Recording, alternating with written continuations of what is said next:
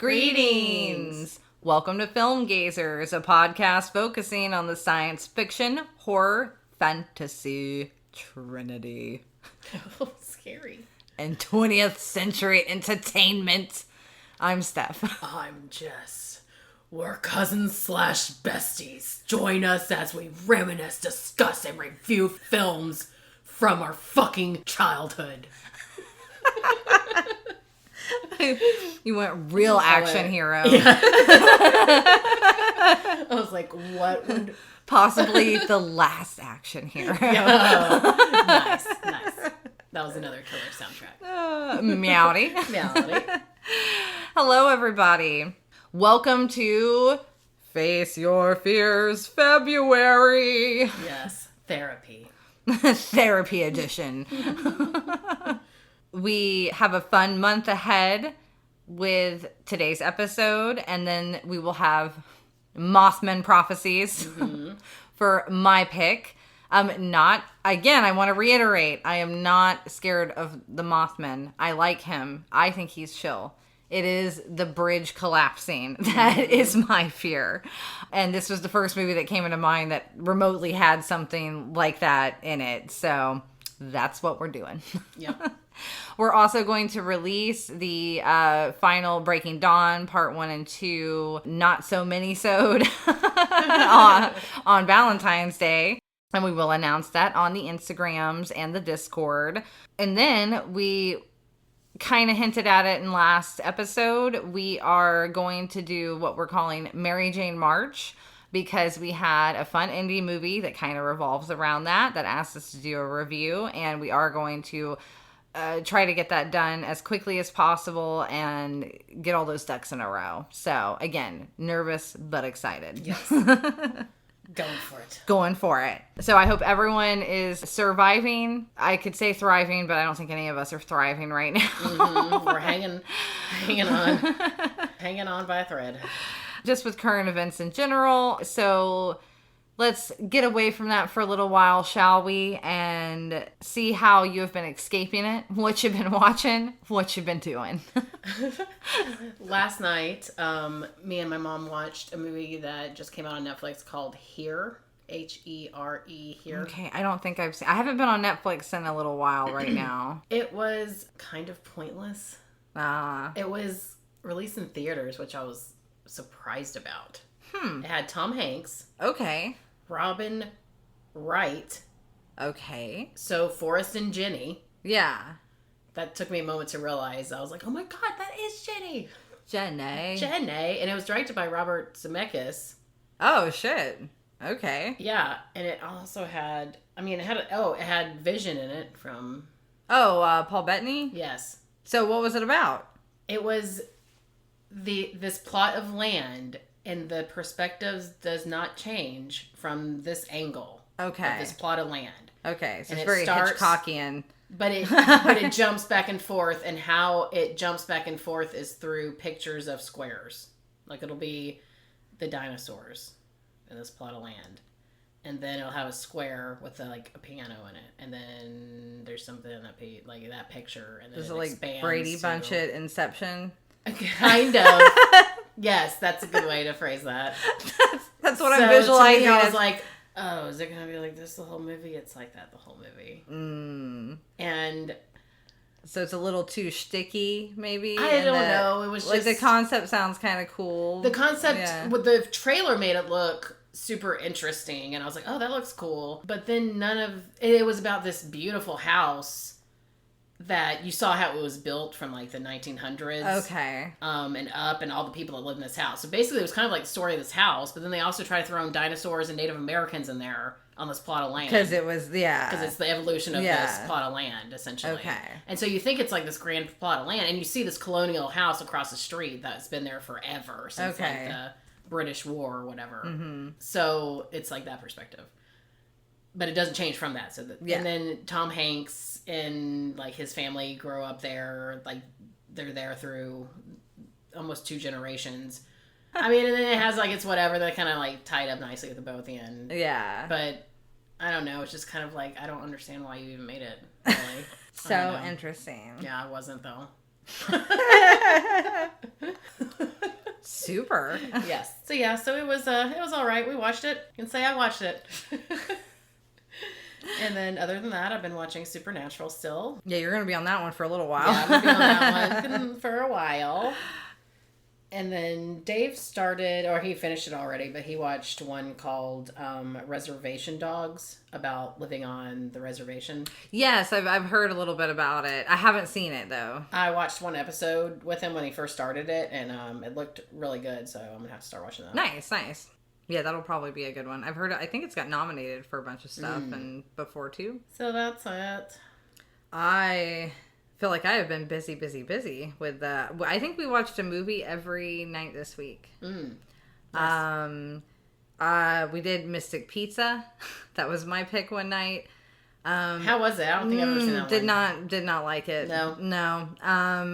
Vincent D'Onofrio is way hotter than he has any right to be in that movie. Really? That's the one reason. Watch it, and for Vincent D'Onofrio. Yeah. And I can see why she wanted to jump his bones so much, but then he's such a prude. It's just, it's a weird movie. Like, it has the bones of where I feel like it could have been a really, like, good, like, chick flick, you know, like, under that kind of premise or genre. But it just kind of fell flat for me. It's still a little, like, not super woman friendly, and certain, like, there's a lot of slut shaming involved, you know, like, all that kind of stuff. Like, Vincent D'Onofrio and the other girl's character, Lily Taylor, where I was like, oh shit, 13 Ghosts. But that's who that is. Okay. Yeah, she's in it, and she is the one, like, it starts with her, and she's gonna get married, but then she's like, nah, this isn't, because basically she's not ready for marriage, but he wants to get married, but he won't have sex until they're married.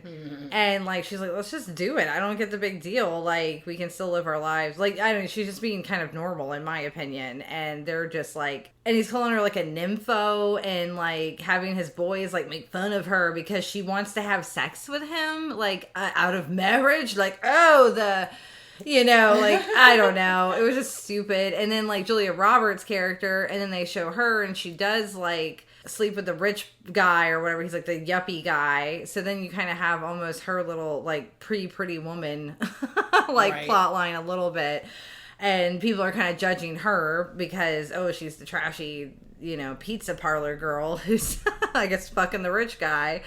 And then her sister ends up fucking a married guy. Like, everything about it, I don't know. It was just really, it just shows, like, I'm like, well, this just shows, like, what bullshit women would, like, put up with. Not a fan. Then we watched Anchorman. Yes. Classic. We just needed some kind of little funny, little comedic pick me up through the week. Airheads as well. Brendan Fraser in that. Yeah. Even Steve Buscemi is kind of yummy in that. Yes. No, you're not. You're 100% right. Him in leather pants. And then just that scraggly little face beard. But something about it. There's something about it in that. It's like Weasley in all the right ways. I mean, I'm like, yeah, I see it. It was, overall, though, it really isn't that good of a movie, but I just have a lot of nostalgia for it. And, like, I mean, Comedy Central brainwashed me to love that movie. They played it so much. We also watched some more kid, like, kind of stuff in a row. Homeward Bound. Okay, yeah. I cried. I laughed. Hit all the right marks. It is a journey. I watched that one. We also watched Beethoven. Had not watched that one since I was probably a small kid. How'd it hold up? It was rough because the dad is such a dick. Like, you remember him being like, he's supposed to be grumpy and kind of insufferable? Like, no, he's like legit insufferable. I cannot believe Stanley Tucci is in it. Like,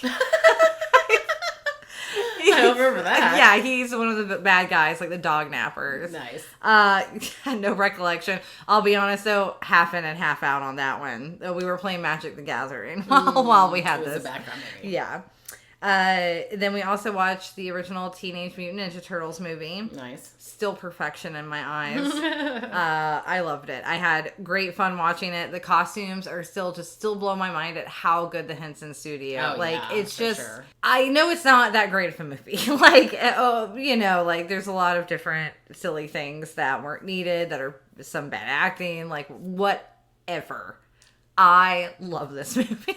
See, to me, my favorite is the second one. Secret of the Ooze is my fafavorite. Yeah. And that's what I'm saying. I still love the first one. And I'm like, Secret of the Ooze, goes hard. Mm-hmm. It's every great element from the first one. And then they just really, found their groove in the second one. Yeah. I love them. I'm a huge fan of the OG movies and the cartoon. Mm-hmm.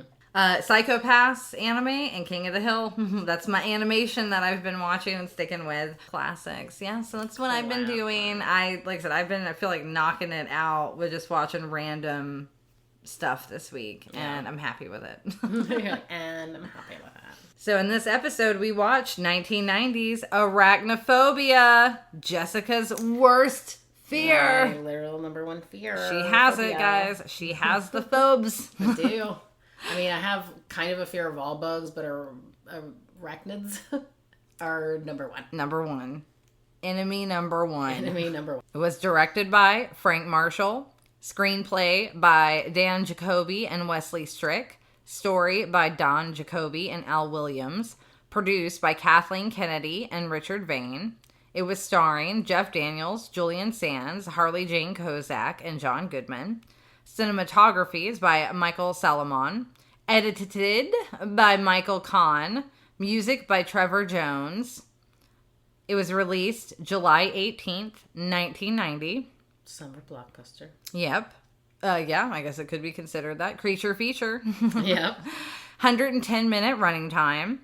Budget was $22 million, and the box office was $53.2. So not a super blockbuster in terms of box office. It made his money. It is very highly regarded. And just to start off, before I even get into the facts, before we get into anything, I can say I don't know why. So Frank Marshall had produced a number of films for Steven Spielberg's Amblin Entertainment, including The Goonies, Poltergeist, Gremlins, Empire of the Sun, and The Color Purple, among many others. So he has experience in the industry. He also was directed second unit photography and the short films that were the little making of documentaries for Indiana Jones. Okay. And he was quoted, "As a producer for 20 years, I know how hard directing is, and I didn't want to do anything I'd had no experience with. Disney's Jeff Katzenberg sent me the script, and I felt it was something I could do. I didn't want to get into a serious dramatic piece that might stretch me beyond my capabilities." In order to executive produce the film, Spielberg did have a stipulation that Goodman have a role. Interesting. So, Frank Marshall, he had originally wanted John Candy, who I could also see doing that character, but Goodman was good. Man. So when Jeff Daniels came on board to play, the script at the time was a very serious horror movie. There was not much comedy, or if any at all. And it was very formulaic, is what they said. They were hoping for more of a black comedy, and they wanted more ironic tone to it. So it did go over several revisions, with the filmmakers keeping in mind Hitchcock films and Jaws to try to get the tone right. The one key change was that they made Daniel's character have the fear of spiders. Mm-hmm. He in the original script, that wasn't part of it at all. That would make sense for the name. Yeah. So the opening sequence in South America, they really went down to this place that no one had ever filmed at before. It was in the Tepuis of Venezuela's Canema National Park. So that's why the town also has that name. Okay. So that was in reference. They had to set up a base camp in a location that was meant for one-night stays, and they had stayed for 4 weeks, flying all of the necessary equipment and food and stuff. They used 5 helicopters to fly up the mountains every day. Wow. For that. That's crazy. And their budget was only 20 million? That's crazy. Yeah, like 22 million. So yeah, I thought that seemed a little extreme. The production also required 2 species of spider that were used in this film. The first, the arachnid that hitches the ride, he had to be very large. So he is obviously different than all the other spiders that are shown throughout the film. So that one is a bird-eating tarantula that is native to the Amazon. And there was only one spider like that in the U.S. And Marshall named the spider Big Bob after director Robert Zemeckis. Interesting. Yeah. And the other spiders were from New Zealand because they did like a spider Olympics basically and had found all the different species and were seeing which ones jumped high, you know, like basically had all the qualities that they were going to need for these like scary spiders in the movie. And so they had a whole little Olympics, and it was the 3-inch wide Delina spider. It is harmless but sinister looking huntsman native to Australia, and it was introduced to New Zealand in the 1920s. And Marshall is quoted joking that we got them all little passports because they had to bring 300 of the spiders to the U.S., and that was just the initial shipment. Supplies were replenished every 2 weeks. And they had to get those special, like, documentation and everything to get them over here in the States. But because of quarantine regulations, once they were here, they're here. They didn't get to go back to their homes, which I thought was very sad. The spiders? Yeah. So they're just introduced here now? Well, no, they, like, kept them, like, I'm sure they say, I like how, I also want to point out that in everything you can find about this movie, they do talk about how they were, like, very careful and none of the spiders got hurt and blah, blah, blah. But I also wonder, then I'm like, then why do they have to be replenished every 2 weeks? That's what I was going to say. I was like, replenished why? I don't know how long these spiders' lifespans are. I don't know if that's it. And then, okay, so now we're going to get into what I define as possibly a little cruelty to the spiders. Mm-hmm. Everyone says it's not, but I'm sure they deserve it. But I don't know. I'm being a little judgy. So to keep the spiders in a relatively contained area, they put them to sleep with carbon dioxide, and then they use tiny monofilament leashes attached to their abdomens with wax so they can move them around somewhat. And then in some complicated shots, they glued the spiders with wax, they say, to like steel plates on them.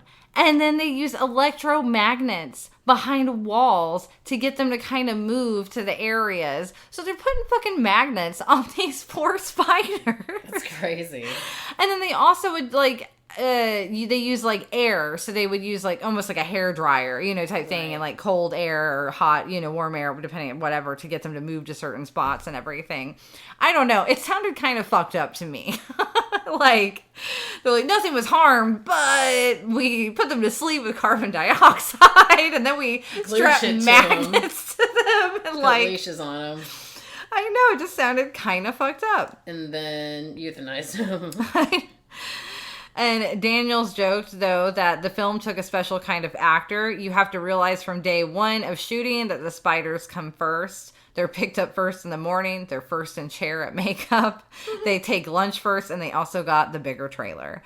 So basically, they just would have to keep shooting over and over and over and over until they it sounds like though they only did what they wanted during, I think, these more intricate like scenes. For the most part, though, it sounds like they were just reshooting constantly until the spider randomly did the thing they needed it to do as well. So you do get a lot of that from the actors.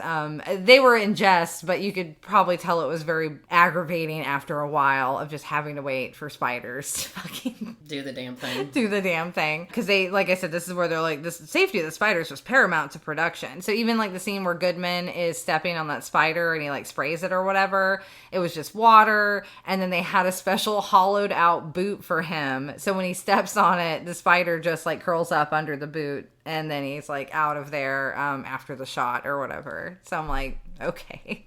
Sure. Goodman did say, though, that they were more concerned with the spiders than with us, for sure. Because, like, these sequences would take hours to shoot, and it was for very small kind of moments in the film. For the most part, though, with the visual effects, even the spiders that they were using and looking at close-ups of real spiders and everything, that they were just too tiny in nature to like use implementing like how they're implementing these other real spiders. So they did have a prop thing that was built of the main spider. They called him the General. Mm-hmm. And he was a 15-inch mechanical Big Bob double. So he was the double of the big tarantula that they were using. And it was created by the Mythbuster guy, Jamie Heineman. Yeah. So that was the first films that he ever did major effects for, he said, in 2014. Cool. So it took 2 weeks and 13-hour days for them to shoot the final scene in the cellar with the wine racks and the fire and the wine and the big giant spider, because they had to work with the spider enough to where he had to like throw that stuff, but they had to make sure that he didn't actually come anywhere near the spider. And it was just a lot, I guess, to handle. Jeff Daniels has a couple of quotes just saying like, I had to do this, and then I'm trapped under this thing, and then I have to make sure the spider doesn't come, but I am still actually kind of weirded out by the spider. Yeah, I can imagine. So it was pretty funny getting some of their accounts. John Goodman apparently was totally fine with them. He was like, it's all good. And he was like, we see eye to eye. Well, eye to 16 eyes or something. He made like a funny joke about it. And then they did have an ending that was, I don't know if it was cut or if it was just an idea that was being thrown around. I don't know if they actually filmed it. But it was supposed to be in the end when it's like they're standing outside and it's all over, and they were going to maybe have the birds reference with having a whole bunch of birds just start landing on their front porch. Have them just kind of like look a little uncomfortable maybe. But Steven Spielberg was the one who said, let's not do that. Let's just make it its own thing. Jeff Daniels also has a parasite named after him. Thanks to this film, scientists from the University of California discovered a tarantula-killing worm and called it... give me a second. Tarantobellus Jeff Danielsy. What he said about the honor. When I first heard a new species of nematode had been named after me, I thought, why? Is there a resemblance? Honestly, I was honored by their homage to me in Arachnophobia. It made me smile. And of course, in Hollywood, you haven't really made it until you've been recognized by those in the field of parasitology. So I like that he has always taken it all in jest. So yeah, those were some of the fun facts that I found. I got a lot of those from Mental Floss and Creepy Catalog. There is a lot about this film you can find online. There's a lot of good reviews as well. I'm going to throw that out there. It's pretty highly regarded. I don't agree. And we'll get into that after Jess takes it away with the You Googled summary. After a nature photographer dies on assignment in Venezuela, a poisonous spider hitches a ride in his coffin to his hometown in rural California, where arachnophobe Dr. Ross Jennings has just moved in with his wife Molly and young son.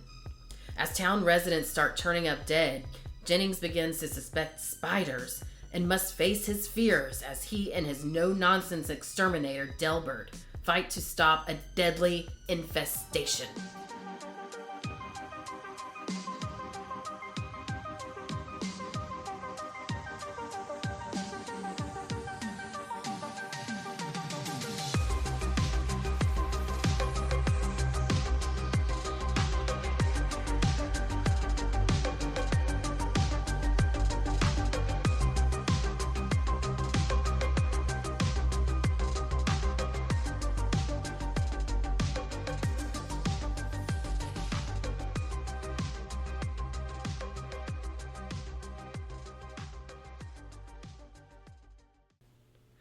He had a daughter also?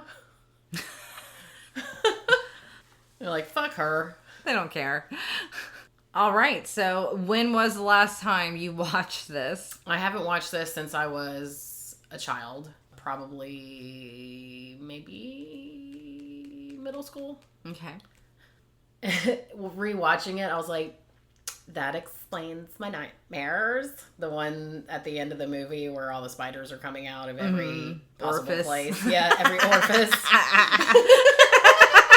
That was what I had written in my notes. I was like, it's coming out of every orifice from the house. The house is like, no. Oh man, I still have like recurring nightmares of it coming out of like grates and vents and stuff around me. Ooh. Yeah. Okay. So I was like, okay, that makes sense where that one came from. But my memories of it were of the spider in the cellar being like a ridiculously large spider, like human size spider. I also will say I feel like my recollections were the spider was much larger as well. And it definitely not realistic at all. Wasn't what I thought. Yeah. I guess it was the eye scene of like showing the close up of the eyes. I guess that was probably the prop one. Feel like it was I'm guessing. Yeah. Because in a lot of the scenes it was the larger real spider, but you can pretty much tell when it's kind of going between each one a little bit. Yeah. Obviously. I had no memory of the beginning at all of like them going to South America. I didn't either. I had no recollection of that at all. And then I thought that I didn't remember the general either. I thought it was like the giant queen protecting her nest in the cellar, and then he went down there to like kill the nest. That's that was my arachnophobia memory. Yeah, I forgot he was even a doctor. Yeah, I didn't remember any of that. Didn't remember any of that subplot, and it is so, like, part of the beginning of the fucking movie. Oh my gosh. Yeah, and the last time I had watched this also was probably around, like, maybe high school or so. Again, this is another Comedy Central movie where they would play this a lot on TV. So I had seen it a lot on there, and I recalled it being so much funnier. Maybe because it was heavily edited. Maybe, possibly. And I also remember it just being far more dramatic. Yeah. Like, to me, like, coming out of the offices, like, it was fine. Like, it wasn't even that excessive until the very end. I was doing this, like, where it was like, I couldn't stop moving, and I had, like, chills. I think I'm safe to say I do not have arachnophobia. I had goosebumps the entire movie. Really? Yes. I was screaming at the end. No way. When the spider was jumping, I was screaming. Oh my god. I don't think people realize the extent of my phobia. I get it now, like why people maybe really enjoy this movie so much, because they still maybe they have that fear, so that's where.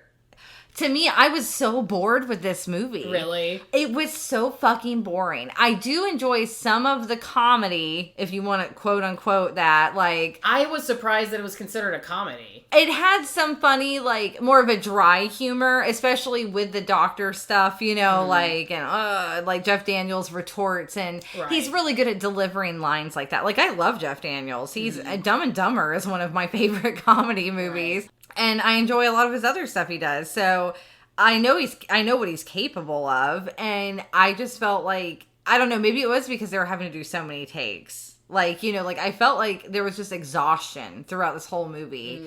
Even when I was still in like the early beginnings of it. And it sounds like the way that it took to film this, it was well filmed. Like I will give it to the director.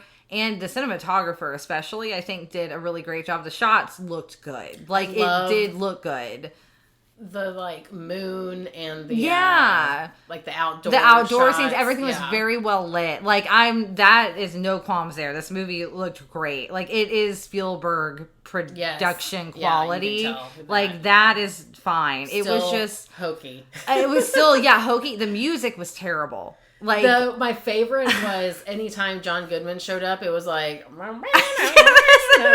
like harmonica, hokey music, like throughout the entire film. It was very hokey. So we're almost, it's like very like ravenous feeling though, like, and it felt like there's this disconnect between some of the comedy and then the horror. The seriousness. I feel like though in Ravenous, for some reason it worked, you know, for me. And in this one it did not. Again, I felt like they could have delivered more if they wanted to do the comedy thriller. Because that was one, I didn't actually write it in my fun facts, but there was like this marketing strategy of calling it like a thrillomedy, but no one liked that word because it sounds weird. Yeah. They're like, no. But it does seem like there was some emphasis, and like I said, I feel like with John Goodman's character, obviously he is a little comedic, and just, I mean, he's John Goodman, and how he delivers things, and he has that quality where he can just flip it and make it kind of funny and amusing, you know, and he just has that charisma. He has that charm. He does. He's so charismatic. And I don't know, I just love John I do too. Like, I'm very partial to him. Especially this is like his Roseanne era too. And I just feel like even he couldn't save it though. I feel like there should have been more John Goodman. And then more playing with Jeff Daniels with him possibly. Jeff Daniels, again, he delivered some pretty like good lines and everything and delivery on certain jokes about, you know, the Dr. Death or this or that. Andrew and I, because it had been so long since he'd watched it too, so he did sit and watch it with me, and even he couldn't remember like kind of the basic plot line. Like he was like, a doctor, oh yeah, he was like, so is it that like all the people he treats and they just keep dying and they think that he's killing them? And I thought they were going to do that shtick like much longer than they did. They kind of like start you down that path, and then he finds out about spiders, and then they immediately do like spider route again, like, oh yeah. I'm like, oh, I would have like preferred it to, instead of all the boring shit we kind of were getting in the beginning, like there was just too much setup, and not enough Spidey in the beginning parts. Like, to me, it didn't feel very anticipatory that. I think it helped for me because I broke it up into 2 nights. Oh, okay. So I went ahead and I was like, I'm going to go ahead and watch the first hour. And then so the next night I only have to watch like 45 minutes. The worst part and get it out of your system. Yeah, because I was like, I knew well, the worst part with spiders. I knew there was going to be a lot of spiders. Yeah. So I was like, I'm going to plow through it. So I guess it felt more exciting to me. No, like watching it in the go, like it's 110 minutes, so that's what. It's like an hour and 45 minutes, I thought, it's still, yeah, it's like well over 45 minutes, so it was a little steep. And I feel like the first hour of it, is just a slog. Like, because we start out in Venezuela, and that's like that for like 20, 25 minutes of the film. First off, if he's a nature photographer, he should be used to conditions like that. No, that's the thing. He says he photographs football. Because I was like, why would you hire some random photographer that's never done like... That's what his specialty is. Okay, that says nature photographer in the... Oh, did it? Just because the way they were talking in the beginning, because the guy's like, oh, I'm down here. Oh, I had a fever. Oh, you know, like he didn't seem like, that he was in his element. At all. He did not seem like a National Geographic style photographer. Right. That's why I was like, why is he even there then? Exactly. So just the setup had me like unconvinced. Right. I'm like, there's no way this schlub is going to come down here to do, I don't know. I found it instantly unbelievable. And I don't know why he would be like, yeah, I'm not doing that. I'm going home. Yeah, exactly. And then this arachnid and professor, he's just a fucking douchebag. Like, he's so like, I'm better than everybody. I feel like he would be working with Hans Gruber. Yeah, right. And then they also, this is what bothered me in their research, and then they're like, oh, we're going to kill all the fucking bugs here. That's what I wrote too. I was like, okay, so scientists are going to literally murder all of these species that have this place that has never been that has never been touched by human feet. It's specifically 10 degrees cooler, so it can host these bugs that couldn't necessarily live outside of this particular area, and you're gonna fucking like just gas all of them. Because at first I thought he would be with Hans Gruber, fucking Nazi. I was like, oh, they're just like, first off, why would you even smoke them out? Because I didn't think that they were killing them. And then, they killed them. I was like, oh my God. Because they're like, oh, we need a live species too. Let's find a live one. It was just, the beginning already pissed me off. And that's another thing with this film. I actively was rooting for the spiders. Like, we had opposite experiences. Because right from the get-go, I'm like, you know what? Nah, fuck these people. Fuck that guy. I was like, I hope the spiders kill all of them. Well, I wrote in my notes, if the native won't go farther, then I damn sure wouldn't. Right? Like, if someone's from that area and they're like, nah, dog, probably don't do it. Don't do it. Don't do it. Like, just like in Nosferatu. Don't do it. Don't do it. So the photographer, we get his death scene. The spiders, basically, there's one that follows them. Like, hello, they're just walking around in this place. And they have, like, bigger brains, right? They're definitely smarter than your average spiders. I believe. And then they also have a different way of reproducing and stuff. So they do establish that in the beginning as well. So we find out that, like, they're almost, like, hive-minded a little bit. Like bees and ants. Yeah. And then, so they do need, like, a queen, though. And there is, like this, the general or whatever they call them. So there will be like a daddy and a mommy. But then they, I guess, like have like almost a hive mind, like children. And then they will start spawning more ones that are capable of reproduction, like more queens essentially and things like that. It's kind of the information you gather. It's still, they kind of don't leave it even that clear. They tell you, but they're just like hinting at things in the beginning. So you don't like fully know 100% yet. So my question is, when it shows that shot of like the smaller spider and the big spider, is the big spider the one that came over from?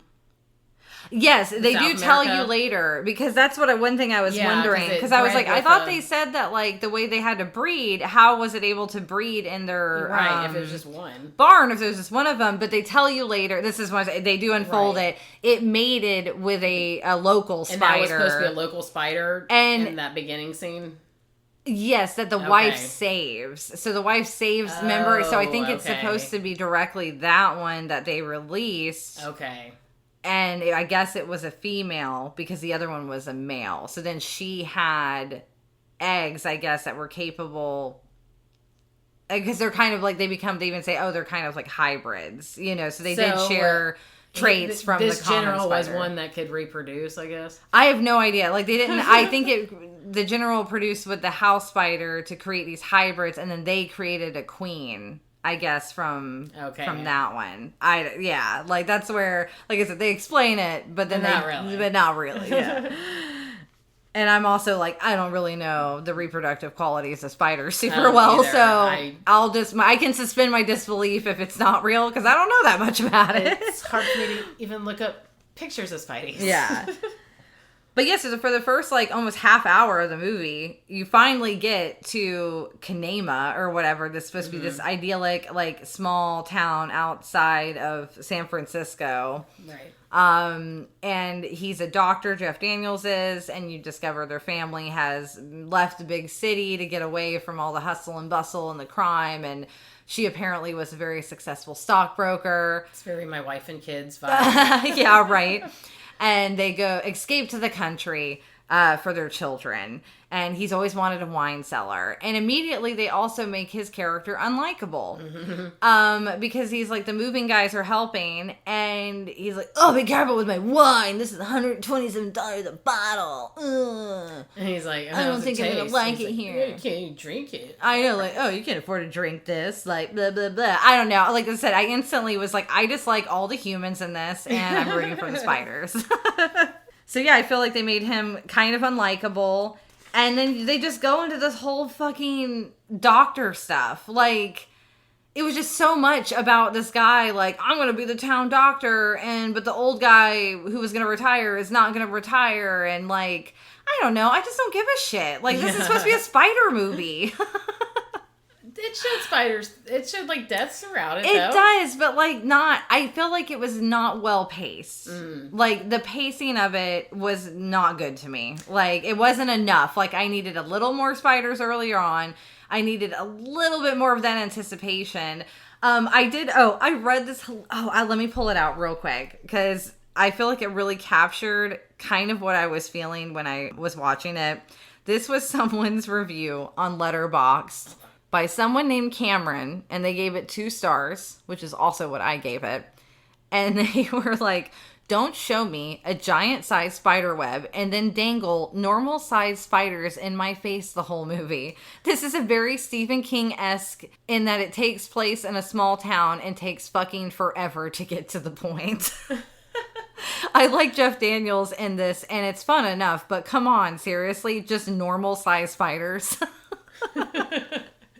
They're the, what are they called? The worker bees, essentially? Yeah, but I still in perfect agreement that it is also very Stephen King-esque, and with the townspeople, and there's a lot of, like, beating around the bush. Yeah, okay, yeah, I and can see that. And in that way, I will say that it did perfectly capture some of like the Birds and Jaws. Because those two films, even Spielberg, Hitchcock and Spielberg are considered such great directors. And I'm not going to argue with that. I also enjoy a lot of their films. But I will say, even as you, when you did The Birds, you're like, it's boring. Yeah. Like, how you felt about The Birds is how I felt about this movie. And they are directed very similarly. Like, you can tell. I feel like the ending that I talked about, that they said Spielberg was like, no, we should do, make this movie its own. No, you should have done that reference. Because at least it would have, like, I don't know, ended on a fucking high note. Like, haha, oh, like, funny. Mm-hmm. Not just, what did I watch for almost 2 hours of boring farm life drama, like with doctor stuff. Like and then finally, you finally get that second half though, where people are starting now to get bit and die. Again, I thought, no, they would take a more comedic approach, and they did not. And then it goes back to the serious road. They bring in John Goodman, but he's not quite funny enough. And it's kind of jarring when he does come in, because like the whole atmosphere and the music and everything changed. Yeah, it changed. It's a weird pace. Like so it really. And I remember the ending to me was so much more exciting. Like, this ending did not seem... Like, I thought the whole house was, like, in flames. And that, like, John Goodman walked out of it with, like, a burning building behind him. Where did I see that? Where did I imagine that? Like, you must have merged it with some other movie. Something way cooler. You're like, in my mind, John Goodman was a god. He was, like, the hero of this movie. You probably confused that with Raising Arizona. Because doesn't he walk out of flames in that movie? I don't know. After, like, a motorcycle thing. John Goodman? Isn't John Goodman in Raising Arizona as, I like, think the bad guy? He is, but I can't remember now. But I could have swore it was this movie. I don't know. So either way, like, this was, for me, was a giant disappointment, because I had built it up way differently in my head from my recollections. See, when I saw the spider shadow of the spider dropping down in the shadow, memory unlocked, and I was like, uh-oh. Goosebumps immediately. The scene that I have always remembered from this movie is her in the shower. Oh, okay, yes. Always have remembered that scene. First off, because I can imagine how awful it would be if your dad come running in and see you naked. I remember that feeling as a kid, like, oh God, so awful, cringe. Not only was that part awful, but the spider crawling down your body and you had your eyes closed and not know it. Yeah. So since that day, I rarely close my eyes in the shower. You sound like Jeff Daniels in the beginning when he's explaining his arachnophobia, and he's like, and there it was in the crib on my naked skin or something. Touching, I can he's like, I was in a diaper. Like, he's remembering, like, this is trauma from, like, literally him being a small child. Mm-hmm. And you find out that he freezes. Yes. Is his response. And then the spider crawled all over him, and of course he's, like, traumatized. But I'm like, okay, so we've established that he's like that against spiders, but he's not like that at all in the beginning. He freezes one time, and then he never freezes again until the very end again. Like, that's where I'm like, no. Yeah, if why would you freeze right there I'm at like, the end? I've been around Jessica. There is no, like, oh, now I can do it, and even though like, she would literally, it wouldn't happen. Like, she wouldn't be chasing all these things around or running around. None of this would have been happening in between. Yeah. Like, and he seems to be, like, doing great at it until it's the big one. And then it even feels like, he was faking it, right? To get it to launch. I don't think he did it on purpose. I think he just took advantage of that happening. Oh, okay. So but I was also like, okay, the spider bit everybody else immediately. Yeah, but he's been able to, like, survive a 20-minute, like, fucking showdown with this thing. Well, and there's multiple spiders that dropped on him, and he was able to just fling them off, and they didn't bite him at all. Yeah, perfectly fine. Perfectly fine. So that's where stuff like, I'm like... Yeah, that was very, like, okay. And that's where I'm like, if you went more of the comedy, I wouldn't have minded. Yeah. You know, like, I really wouldn't have had as much of a problem with it. But I'm like, you made it kind of boring. You made it boring, and you didn't make me laugh a lot. And then at the end, so I'm like, big deal, I'm not afraid of spiders, so I didn't find it very scary. Yeah. Oh, man. No, I was... Like I said, I was... You're a heebie-jeebie and all the way. And all the way. And, like, I didn't sleep very well last night. After watching it, going to bed. Oh my gosh. I was tossing and turning all night long. Oh no. Yeah. So you really did face your fears at least. I did. And it was scary. Oh. How do you feel after the fact? I mean, I'm fine. Yeah. It's fine. It's not like you're like, oh God, will you ever watch this movie again? I don't see the need to. Yeah. I feel like I've watched it one and done. I'm like, good. I feel like, honestly, the William Shatner Kingdom of Spiders is far better. Like scarier or I don't know. It was just funnier because it's bad. Yeah, and it was kind of boring too, but I feel like the spider was bigger, so. It wasn't even like the big spider that scared me the most. It's the it sounds like the infestation, like that part. Because like I said, I've had recurring nightmares of that, and to see that, I'm getting itchy. Oh, and to see that take place. Just to shit on this movie a little bit more for me.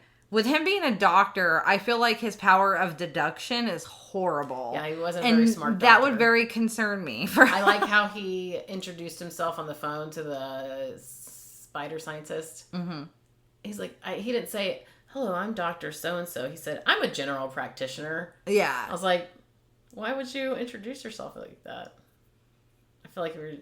Especially a scientist like that, I feel like he'd be very like... Yeah, he'd just be like, hi, Dr. blah, blah, blah. I'm Dr. blah, blah, blah. Like, yeah. Not like, hello, I'm just the general practitioner. I'm just a little old guy who doesn't know much. I'm like, but he was like... You were a big deal in San Francisco. A GP in San Fran, why are you acting like you're some like lowly little... Not that I'm saying a general practitioner is lowly. I'm just saying that's a weird way to introduce yourself to like... fellow doctor. Yeah. When your title is literally doctor. You could even say, hi, I'm Dr. Jennings. Like, that's literally your title. That's your doctor. I'm a GP in a small town in California, and there's been some weird stuff. It is weird. Like, I don't know. I thought that was weird. Like I said, I feel like there's a lot of stuff written kind of weird in this movie. And, oh, by the way, was that Meatloaf? Who was the coach? I wrote that down too. I was like, yes. I was like, the actor who played Meatloaf. Because I noticed that none of the fun facts mentioned was anything it actual about Meatloaf, him. Or was it? No, I'm asking. Meatloaf? Or was it the actor who played Meatloaf? Who was it? That's exactly what I needed to know. Because the actor that played Meatloaf did a very good job. Cast of Arachnophobia. Oh yeah, no, I think he's the guy. He's the guy that played Meatloaf. Yeah. Yeah. Okay. That's why I always like. God, he looks so much like him. Because I was like, no, I don't think it's him. And it had Mimi in it from the Drew Carey show. Yes, that's exactly what I was going to say as well that I noticed. The Undertaker and Mimi, his wife, were my favorite part of the whole movie. As well, again, because they were an adorable couple. They were adorable, and then it felt like if you wanted to go more of the horror route of they were sympathetic kind of characters because they were just this cute little bumbling kind of couple. And then also they had that little bit of comedy to it that I thought with the townspeople that's where that was going to come from, but it just fell flat. I just realized because the sheriff, whatever his name was, the guy that... Oh, I've seen him in stuff before, too. I did, too. And I was like, I don't like him. And I was like, ugh. He always plays like a I just looked him D-bag. up. The dirt bike kid. Oh, my God. I was like, no wonder. That's... No wonder I like him.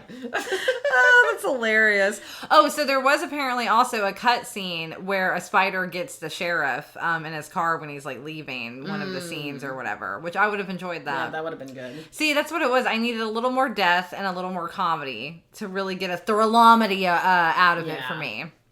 If you wanted to call it thus. Yes. And it does end completely with them getting out of Dodge and they go back to San Francisco, and instead they ended it with earthquakes instead of birds. Yeah. I mean, I thought it was... I liked the ending because he was so careful about that bottle of wine the whole time, and then it ended another earthquake and spilled all over the floor anyway. I know. Kind of like, haha. Yeah. You deserve that. I get it. Well, and then shitty. And then they ended up in a tiny apartment because they obviously didn't get anything out of their house being burnt down. Yeah. So. But I don't know. See, that's what I'm saying. I don't think the whole house burnt down at all. I mean, yeah, there was a giant hole through it and everything. Oh, okay. But then it shows even John Goodman, like, with a fire extinguisher down in the cellar. Down? I don't think so. Okay. That's what I'm saying. I was so disappointed. I'm like, I still thought it burned down. Or I was even like, oh, maybe it's not the house. Maybe they go burn down the barn because there was the other sack that was there too or whatever. But then I don't think they burned down the barn. I don't think so either. So I'm like, just the scientist guy, like, died in it. And he was useless. He was totally useless. I mean, yeah. He was like, come to dinner. The spider's like, okay. Yum. Nums. So was that the general that was in the barn? That was a general spider? And then the queen was in the I don't know. Yeah, but then they all remember it showed them going into the cellar at one point because they needed that dark, dank place, I think, more to do more of the egg sacs. Yeah. I don't know. Like, pulsating. It was pulsating. I didn't see it pulsate. They showed it pulsate a little bit. Oh, okay. And then they all came out of there. Oh, probably, at the end. Yeah, at the end, yeah. But no, I will not watch this movie again for reasons of that. I just did not like it. Yeah. Like I said, I don't see a need to. Yeah. I faced my fears. I did it. I watched it. You did it. All I said, it made me actually appreciate spiders more. No, not me. Not I. It made me still get the heebie-jeebies and have nightmares. Oh, no. That's just wild to me. Like, that you have that response to it. And I was like, I feel nothing. Oh, no, man. But hatred. I feel like 1,000 pinpricks all over my body. I feel the spiders crawling all over my body as I watch it. Interesting. I can feel it. Ooh. Well, that was Arachnophobia. And sorry if you have it. Also, I looked up this list of the top 7 fears in America. Do share. And not fears, phobias, like actual phobias. The number 1 is glossophobia, the fear of public speaking. I was like, okay. I was like, that is a phobia? Like, I get anxiety, don't get me wrong. The public speaking, I've had to do a public speaking when I was in high school, and it was very fear-inducing. But I was still able to do it. But I just remember almost throwing up in my throat the entire time and sweating profusely. Number 2 is acrophobia, the fear of height. That makes sense. Yeah, I was like, I also have that a little bit too. I don't have well, when we went over that, like, hanging bridge thing over the mountains in Virginia, Tennessee. Tennessee. I chickened out the first time because it is really high, and then you're just looking straight down through it. And then the second time I was like, no, you're not a bitch. And then I made myself do it, and then I went over it. And good for you. I did it. So I just get a little vertigo. So it's not even that I'm scared. I'm just like, oh, fuck, am I going to get dizzy and fall? Okay, number 3 is zoophobias. That just means any fear of any kind of animals. Oh, okay. So that's number 3. That's arachnophobia. That's fear of snakes, dogs, or other animals. Okay. So I was like, well, that totally makes sense. I thought it'd be higher, but it's number 3. Number 4 is trypanophobia, fear of medical procedures involving blood, injections, needles, doctor's offices. I can totally see that. Right? I don't like any of that, and I have to bring a little squeeze toy when I get blood taken. And me, I'm so used to it now. I just doesn't. And dental procedures like that I had to hype myself up. Like, so yeah, I get that. Number 5 is aquaphobia, fear of bodies of water, fear of drowning, stuck in a boat, unseen things in the water, blah blah blah. Yeah, I can.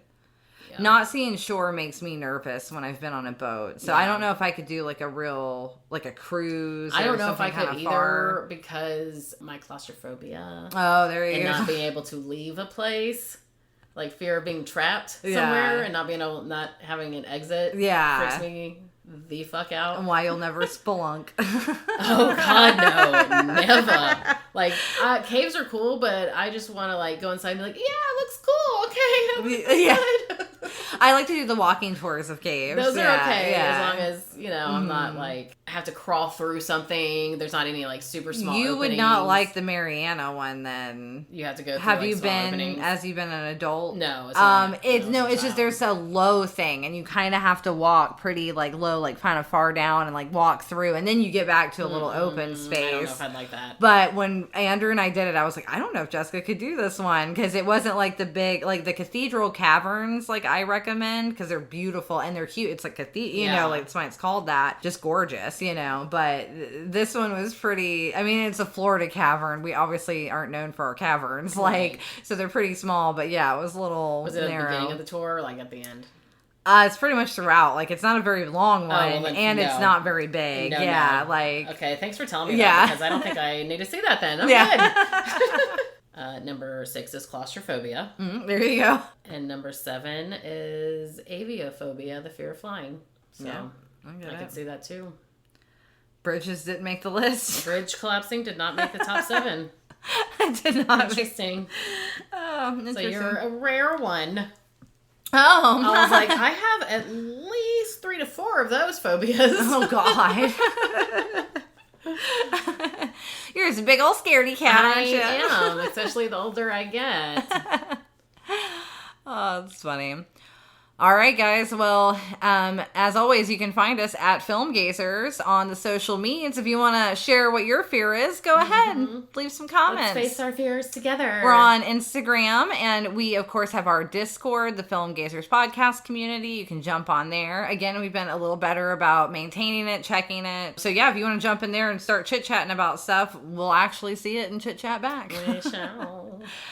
And remember that we have the Twi Saga being completed for Valentine's Day coming up. We're going to try to get this all implemented. I still haven't done the Nosferatu. We've had some kind of stuff going on with Andrew going to the doctor a little bit and everything. So I might be getting a little distracted for a little while, but nothing crazy. So with that, time to hit the dusty trail. Until next time. Later taters.